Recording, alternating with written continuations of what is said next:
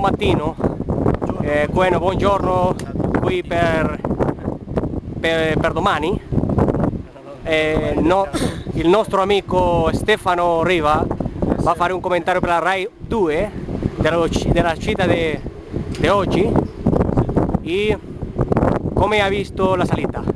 Era demasiado corta, pero bueno, en acompañado. Ángel Hernández. ¿Cómo ha visto el ataque de Pellicer? El ataque de Pellicer mortal. Pleno subida. Y ahí está el neoprofesional Azzurro José. Yo he visto dos pinas por aquí, no quiero decir nada. Sin botella, ¿no? No quiero meter cizaña, pero he visto dos pinas, ¿sí? Y el vincitore de la etapa. Yo estoy limpio, puedo hacer un análisis de orina ahora mismo. O un análisis de gas, que es más fácil. O de gas, cabrón. Que se ha dejado, mira. Lopin. Ahí está el doctor, ahí está. Ahí. El personaje se me resistía tanto. No, ha sido aquí ahora. Me lo he tomado ahora para bajar. El pepino de Capri ha tenido la culpa. Me lo he tomado para bajar y había un momento que me quedaba,